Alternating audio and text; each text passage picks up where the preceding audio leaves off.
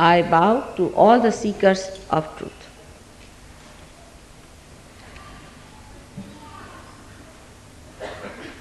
Today, in these modern times, we are face to face with lots of complicated problems, lots of shocks that are awaiting us. And then we look back to understand why have we failed? What has gone wrong with all of us? Whatever way the human beings have moved, in whatever direction they have tried to achieve something, the whole thing has recoiled on the whole humanity and has destroyed it. One must stop at this point and witness the reason, the basic reason what mistake we have committed. We talk of love, we talk of peace, world peace, but the peace is not in your hearts. Peace is not within. You are in a turmoil. And how can you bring forth peace all over? If the sea is full of waves which are in a turmoil, how do you expect the boat to be steady?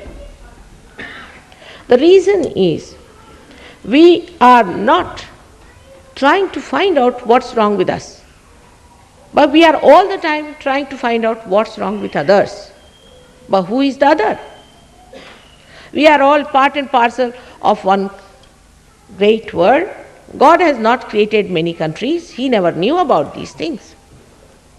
He'll be surprised if he visits this world. He'll be surprised the way we have divided ourselves into countries, and from one country to another country you move like a criminal with a passport number. This idea of love is not love. This conception, the mental projection that we call love is not love at all.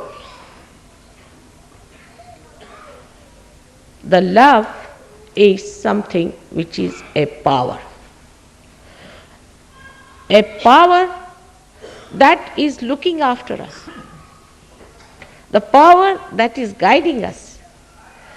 The power that has nourished us, has brought us to this level. We in our ego, human beings, think that, oh, we have done this, we have done that. You have done nothing. You can't even create a blade of grass. You cannot. Can you? You cannot create anything that is living. Then why say that we have done this, we have done that? You have done nothing, but you have created all kinds of devils out of your cocoons and put them on top of your heads. First, let us be humble about it, then we can understand what is love of God. Love of God is a power. It's an all-pervading power. It's the subtle power which resides in all the elements, in all the molecules, in all the atoms. The vibrations that you see, say, in a sulfur dioxide, when you see the isometric movement of the atoms, then know it is the love of God which is working it out. Now, it is easy to say there is no love of God, but this is not a very scientific way of looking at things. If you are scientific minded, then you have to understand this is a hypothesis which I am putting before you. And if it is not proved, then you can deny. Up till now I would have accepted that you said there is no God, but that also is not scientific, because you have not seen yet. You have not gone into that direction. You have not tried to find it out. How can you say there is no God? Only because in your small little brain you have conceived an idea that there is no God. So, secondly, you have to have an open mind to understand God's love. A very open mind. Open mind, like a student who goes to the university, doesn't challenge a professor, but sits down to listen, to find out what the professor has to teach. Thirdly, we must understand that we know very little, very little wee bit. We are using a very wee bit of our brain to understand anything. So whatever so-called knowledge we have got is absolute and limited knowledge. Maybe it is just ignorance or maybe something mythical. Let us keep it as a hypothesis. Now I say that there is God, and I say that His love is all pervading. All the great saints, incarnations, prophets, all the great religions have said this. I am not saying it for the first time. I am only here to prove that they have said it is the truth, and you can find out whether it is the truth or not. But you should be the seekers of truths and not just intellectuals or some sort of argumentative personalities. Try to understand that at human level you have not been able to discover that great power of love. It's a fact, must accept. You have not been able to feel God so far. Oh, you might have read a lot, but you have had no experience of God. You have never felt His love. Then one must know that we have been ignorant. The darkness of ignorance has been on us, and in darkness we are hitting each other. We have no idea as to how we are related to each other. It's a crazy world we are creating today because of this darkness.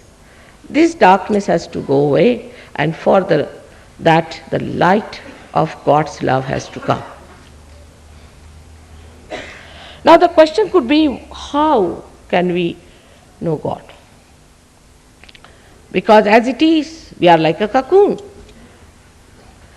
We have taken out all these threads of the cocoon, put them round us, and everybody thinks that they have produced some sort of a novel ideology or a philosophy which will solve all the problems of the world. It has not. It has created more complications, and more complications. Let us face it.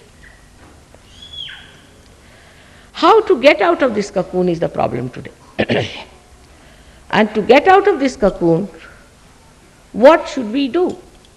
Normally, as human beings, we always think that by doing something only we achieve the results. But this is the other way around. When we became human beings from amoeba stage, what did we do? From monkeys to human beings, what did we do? We didn't do anything, did we? But there was some internal force that has brought forth this evolution. Now when something has happened without our effort, then it must be something unique. But it is nothing, every day we see it. For example, a flower becomes a fruit. You see it every day and you accept it. You never challenge how it has become suddenly the flower becoming a fruit, because it's a living process. So the living process of the living God comes from His love, which is living. Dead gods I am not talking about, which we have made out of our own brains. But real God, the reality itself, which is not created by you, He has created us. When He has created us, we cannot put in effort to know Him. He has to put in effort for us to know Him. So he has put in all the efforts within yourself. Very beautiful. In the different stages of your evolution, he has developed within you a mechanism, a beautiful living mechanism,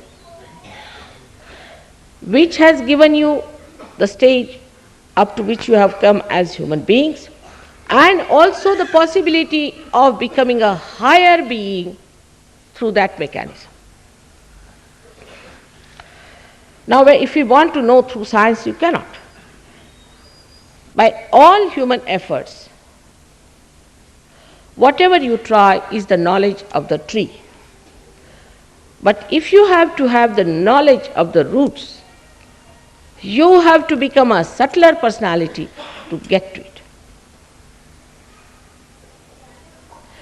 Even to become that, God has made all beautiful arrangements within us. In the West, I would say, on the scientific field, Jung reached quite near it, but he made little mistakes because he didn't have a mother to tell him, perhaps.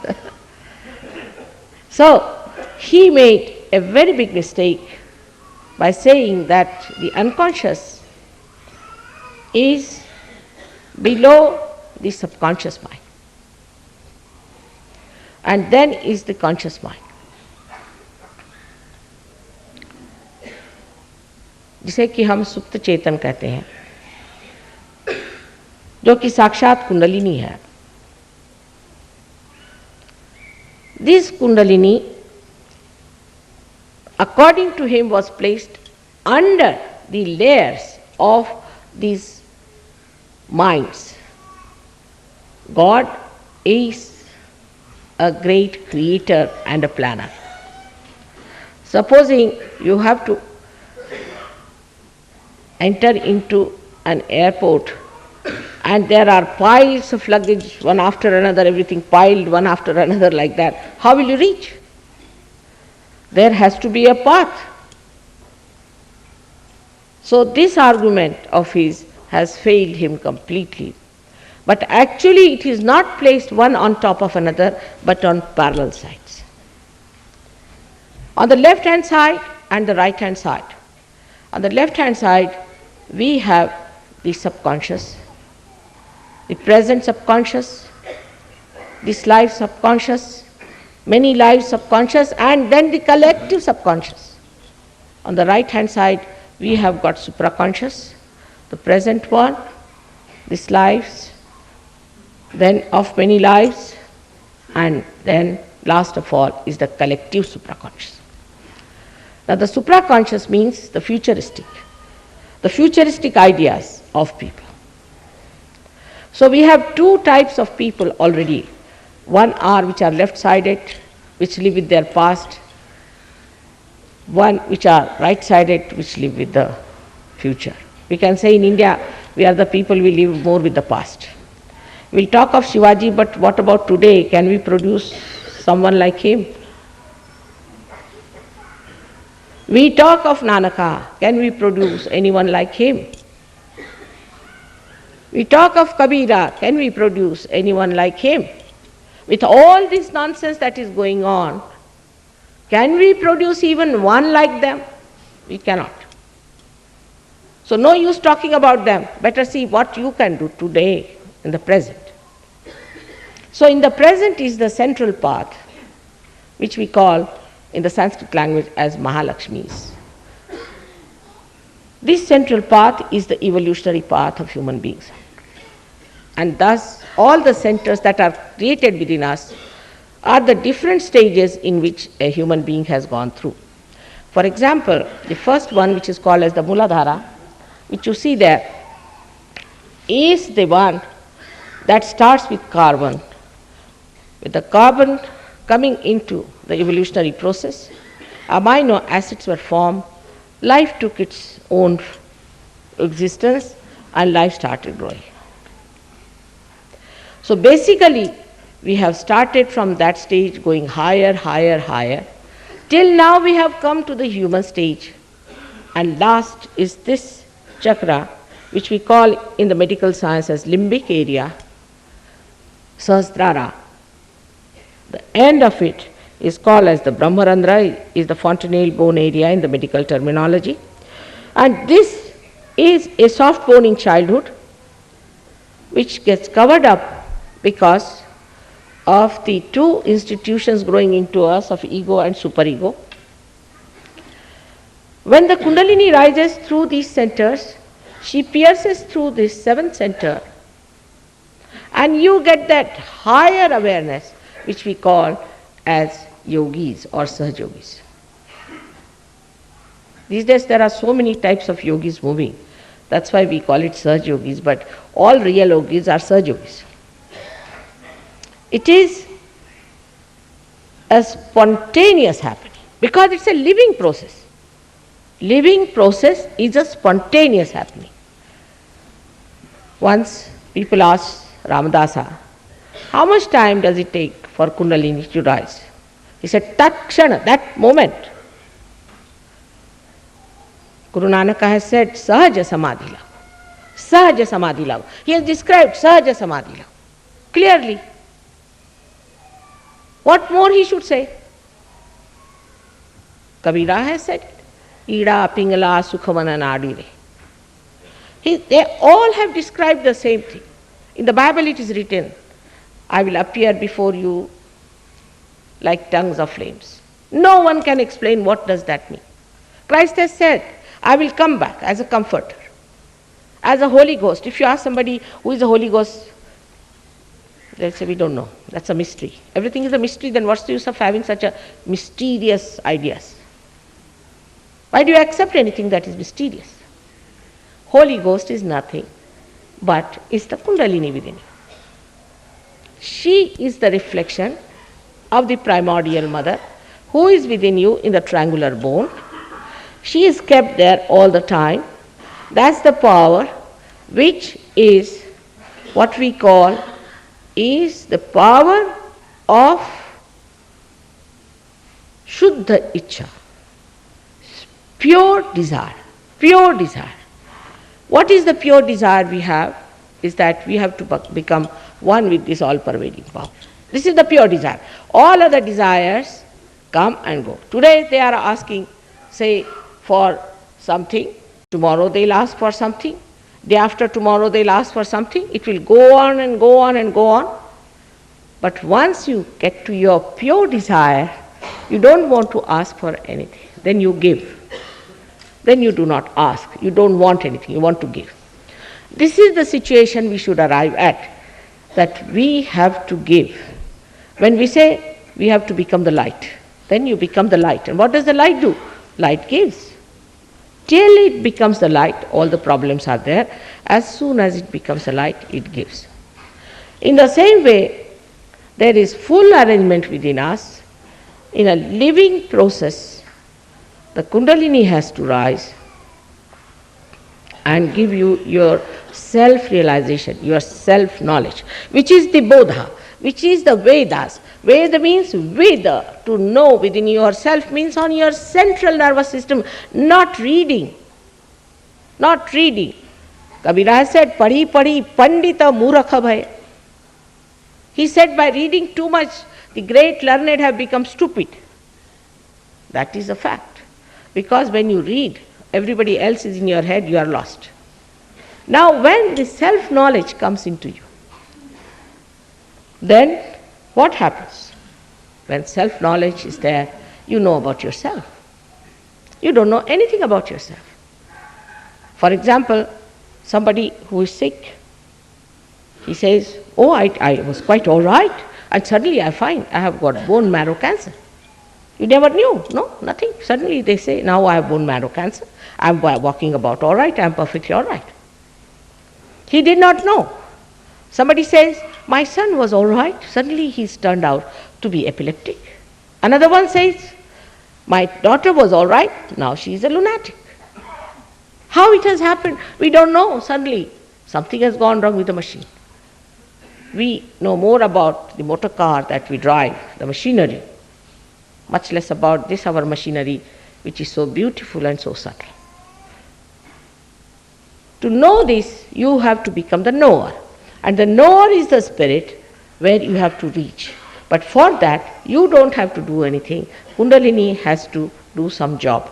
And that job is simple because she is your mother. She's been your mother all your lives. And now she wants to give you a second birth. That you have to have. It's no use certifying yourself twice born or saying that I'm a person who has got realization. It is no use deceiving yourself, no use.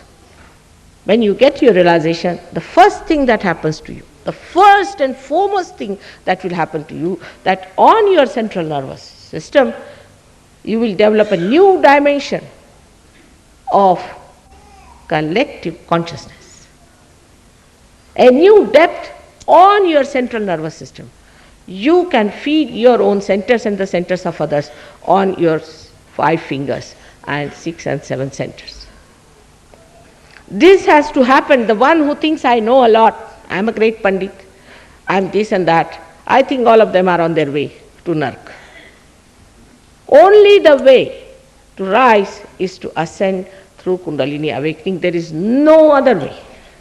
Some people think that we have to be very upright, straightforward in life. If you are honest, if you are all other things, then it's done. But another may ask, why? For what? What's the purpose of all this? Why should we have this balanced life?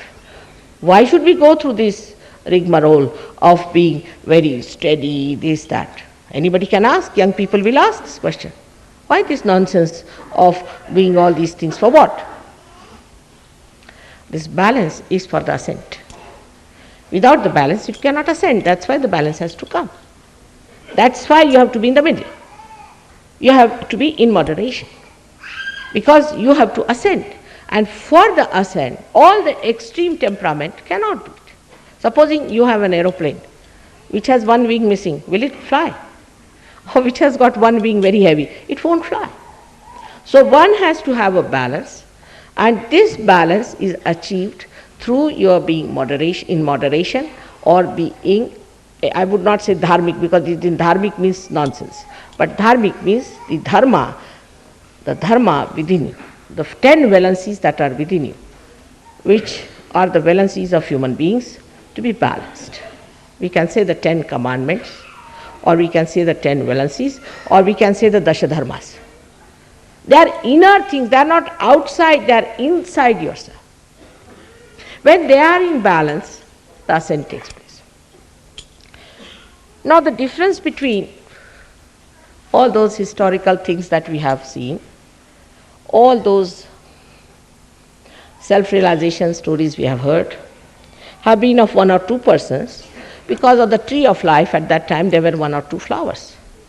I find there are thousands today. The blossom time has come, so many will get realization, no doubt. But the other difference between all those practices where people used to cleanse themselves, chakras by chakras they used to raise, they used to go to real gurus, sadgurus, not these horrible gurus, but sadgurus. Sadgurus they used to go. And these gurus would raise their kundalini one by one, step by step, and give them realization, cleanse them. It was a very hazardous method. So as a mother, I thought, why not make you your own guru? Best way. How do you do it? Somehow or other I must develop a method by which I can manage a mass realization.